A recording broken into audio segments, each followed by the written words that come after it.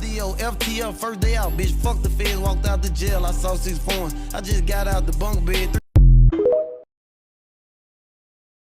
What up, though? And welcome to 922GTV with your host, me, Inspire the Block, the only podcast that's pro 2A, that's having a conversation with y'all about our Second Amendment rights from the mind and perspective of a convicted felon. Me, Inspire the Block. You already know this if you tap in with your boy over there at the Corrected Felon Podcast. So make sure y'all please subscribe, like, comment, and share 922GTV and also the Corrected Felon Podcast. You can find it on all your audio favorite platforms that you like to stream from, and also right here on social media such as YouTube, Instagram, TikTok, Twitter, wherever else you follow me at. But once again, welcome to 922GTV. Like I said, the only podcast that's pro Second Amendment from the mindset of a convicted felon. I want to thank y'all for tapping in. And why is this so important to me, especially on a day like today? Because today, around the country, we're commemorating Juneteenth.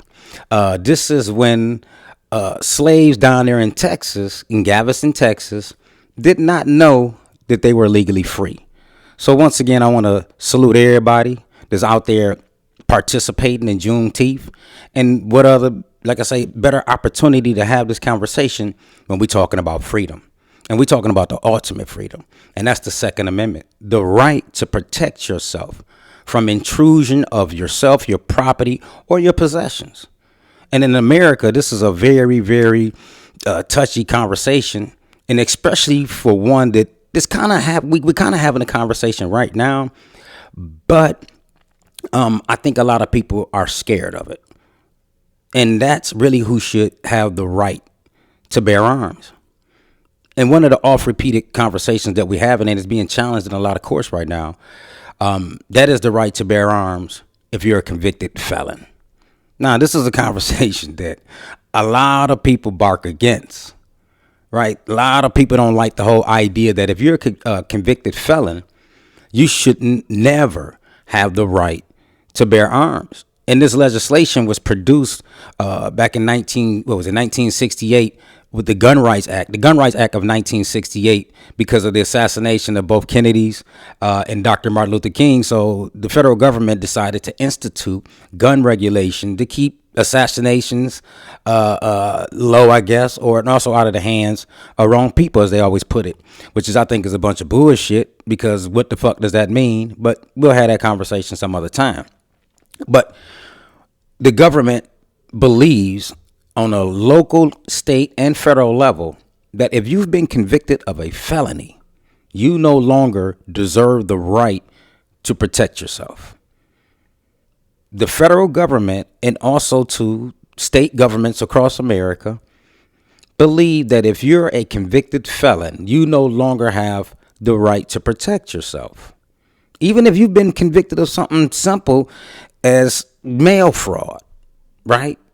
They feel like, yeah, if you've been convicted of something like that that does not have a victim, then, you still don't deserve the right to protect yourself, your property, or your possessions in the time that you face imminent danger. For example, you look at All-Star JR, the rapper who shot the guy down there in Texas. The federal government decided to charge him with felon in possession of a firearm, even though if you look at the video, you clearly see him being robbed and assaulted. Now, you can argue some of the other facts surrounding the case, right? That's up to y'all if you want to go do it. But I'm talking about the charge the federal government charged him with, and that is felon in possession of a firearm. And once again, like I said, if you look at the video, he's being assaulted. He doesn't even have the gun. He didn't bring the gun to the venue. It wasn't his. One of the guys who was assaulting him had it. It dropped off him in midst of the assault. He picked it up and shot the guys. And all of a sudden they became victims and he became the aggressor, and the federal government charged him with felon in possession of a firearm. Why? Because he was a convicted felon. Like, these the conversations I want to have, because that kind of shit don't make sense. Once again, if you want to look at the other factors that the state of Texas charged him with aggravated, I think it was assault with the intent to do bodily harm, that kind of shit. You can kind of look at it from that perspective and argue the evidence from there. But the whole idea that he picked up a gun from some guys that was shooting, that was trying to rob him, who don't know if they were going to kill him eventually, but he picked their gun up, shot them, and he caught the gun charge. Now, how was that fair in America? Like, he was supposed to just fall to the mercy of the people that was assaulting him, as if his life didn't matter no more, all because he was a felon. Like I said, go review the tape. You can go review it all you want to. It's available. You can see it downloaded on YouTube. All-Star JR shooting in Texas. Boom. There you go. And so once again, just this whole idea that if you're a felon, right, how is that a criminal act here in America if you have a gun on your person? For example, if I decide to just run to the gas station real quick because I needed to get something, and I grabbed a pistol and just simply went to the gas station, got whatever it is I needed to get, came on my way back home, got pulled over by the police. For whatever reason, they decided to check my person in my vehicle. They find a firearm. In America, that's a crime. The idea of just having a firearm or a gun in America should not be a crime. It shouldn't be. Now, I can understand if you're a felon in the possession of a firearm during the commission of another felony. I get that. That is totally logical. That makes sense. But the whole idea that if you're a husband, a father, doing good in the community, you don't commit no crime whatsoever, just because you have a felony on your record, you lose the right to protect your life in the midst of imminent danger and threat. Come on, man, we got to make this shit make sense. It got to make sense. We got to make it make sense. Because we're talking about life, human life. And especially to all you pro-lifers out there who don't believe in abortion, you should support anybody protecting their own life in the midst of imminent danger from somebody, either to them or their person or their possessions. Like, you got to understand this whole concept and this idea that life is precious at all costs. Especially if you're a person who isn't a criminal. And I think that that's the conversation that we're going to have next is what is a criminal, what is not a criminal. Just because you have a felony conviction doesn't automatically put in your DNA that you're genetically criminally activated for the rest of your life or some shit. No. Once again, we got to make this make sense. And I plan on doing that because I think I have a solution, an idea. You know, in the future, once I get to a certain place in life, a certain level that I feel comfortable with, you know, I would love to run for either the U.S. representative seat here in Georgia or Atlanta, Georgia, or for a U.S.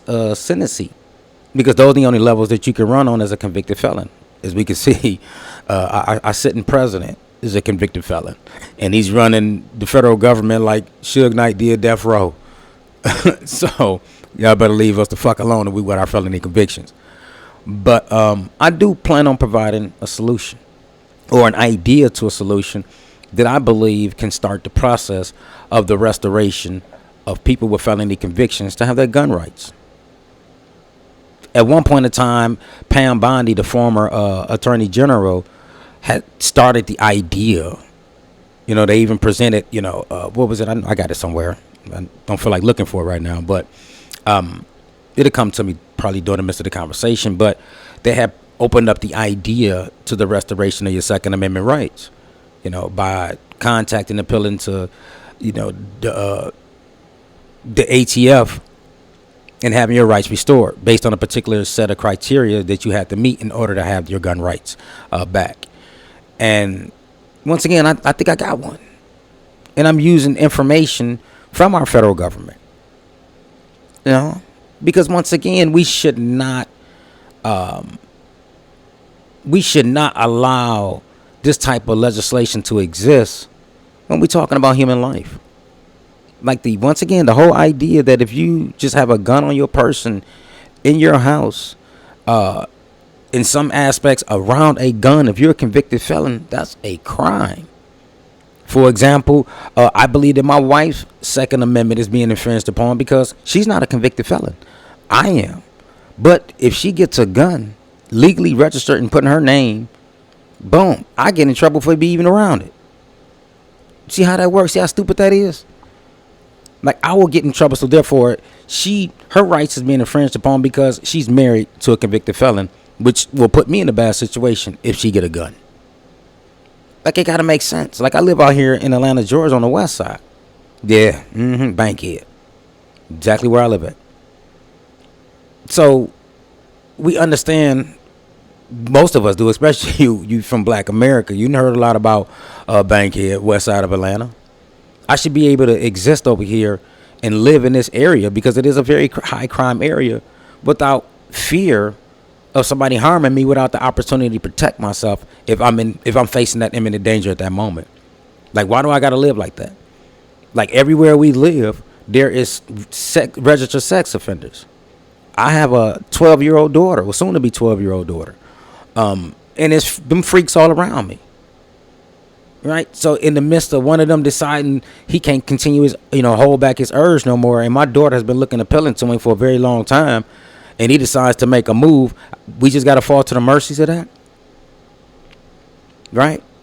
Or should I be able to legally defend my daughter when I catch this creep coming through her bedroom window? I should be able to blow his head off. But guess what? Because I'm a convicted felon, I'll go to prison for it for a very long time. And like I said, that don't make sense at all. So what we got to do? I'm a solution-based guy. Yeah, I'm very solution-oriented. Because I believe that we can't continue to complain about problems without ever providing a solution. And like I say, I have a solution I believe that will work. And let's get off to it.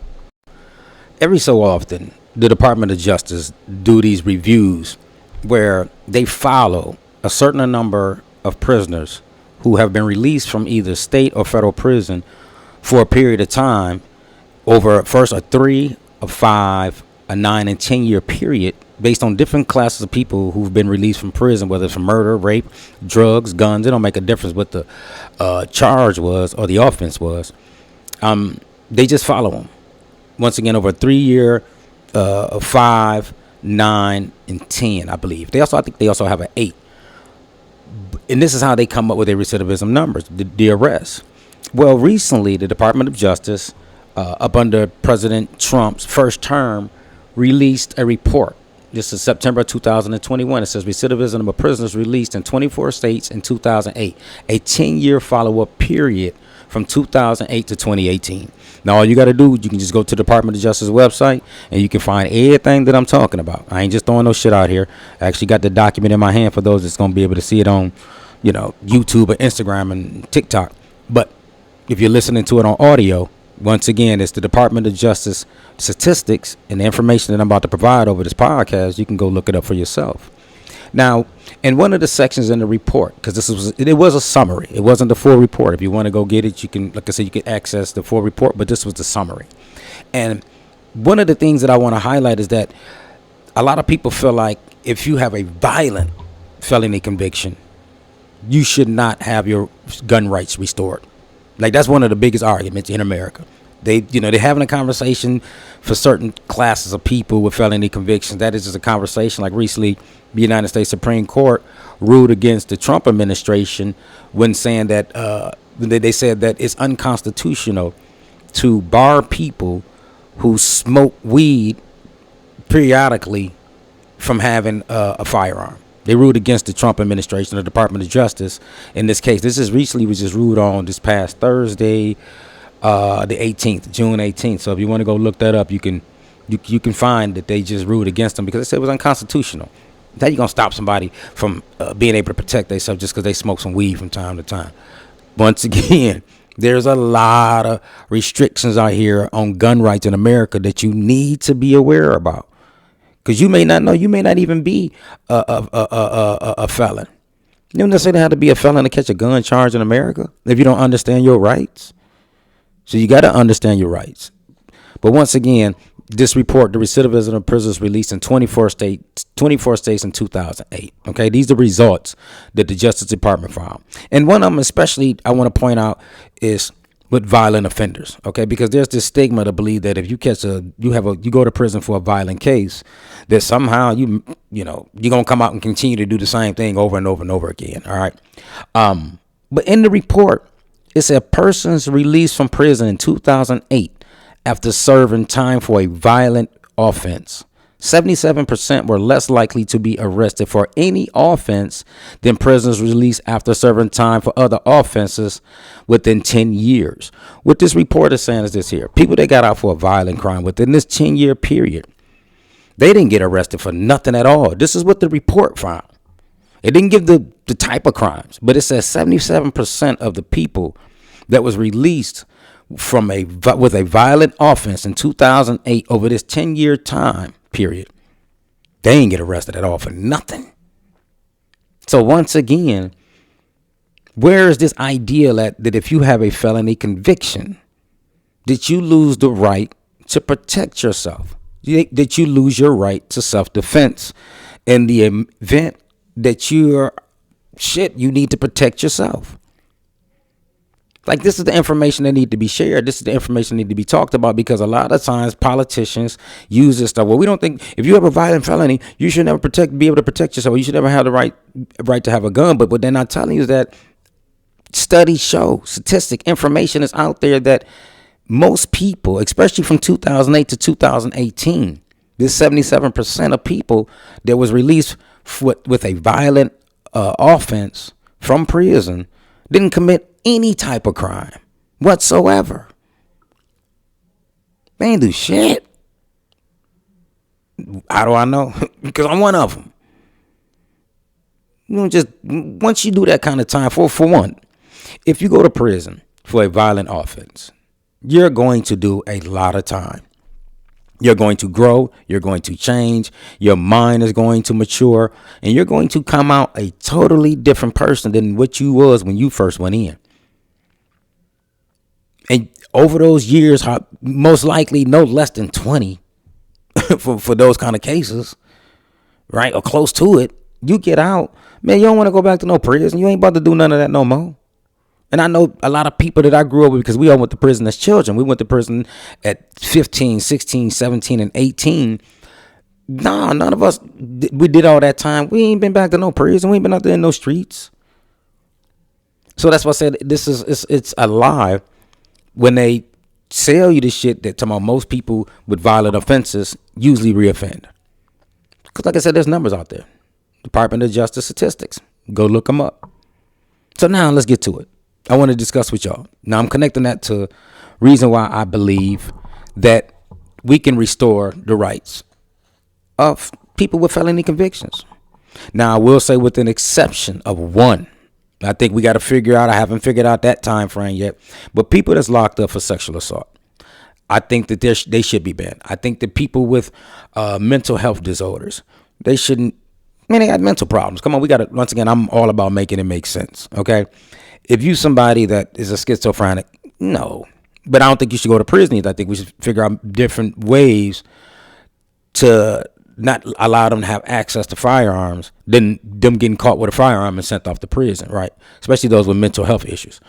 But people with sexual assault cases, the reason why I believe restrictions or longer restrictions, not permanent, but maybe longer restrictions should be on them, because what they do is out of a crime of passion. They like to do it, right? Most people that go to prison for murder, he just, whatever the circumstances was, there was an instant moment. It wasn't, a desire to do it. Robbery, drugs, or whatever else.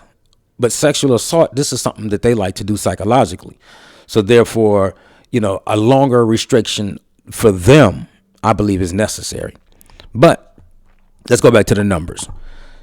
Let's say that we have a system in place to where the restoration of rights for convicted felons existed. Maybe the same idea that a former AG Pam Bondi had, to where you can appeal, to the Department of Justice and get your rights restored. And one of the things I think the program should allow us to do, or a program could consist of, is for one that you can show and prove that you have not been arrested for any arrested or convicted for a felony within 10 years, because these are the same numbers the Department of Justice used when they talked about felony violent people released from prison with violent offenses. They said over the 10-year period, 77% of these people didn't commit any crime. So I think that is a good standard to have your gun rights restored if you haven't been arrested or convicted of a felony in over 10 years since your release from prison.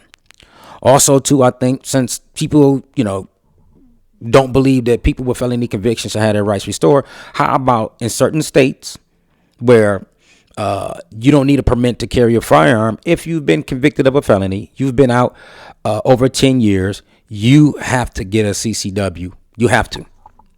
I think I would make this mandatory. Why? Because I'm bringing down the stigma of the people.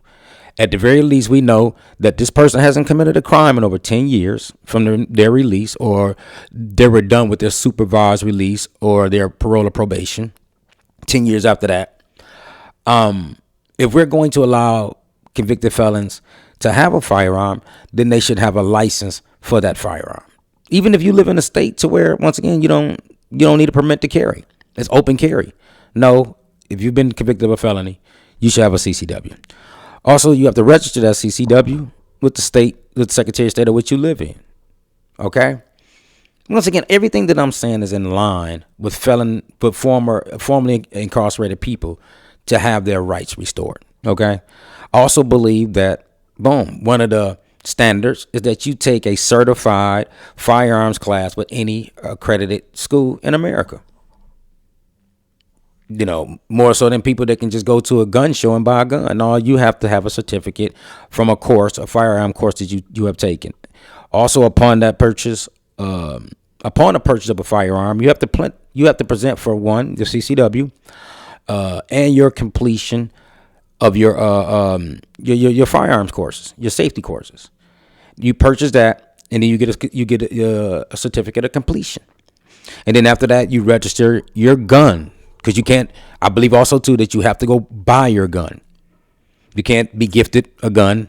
But no, you can be gifted a gun. Let me take that back. You can be gifted a gun because my plan is to have every gun number on there registered with the ATF or your local FBI.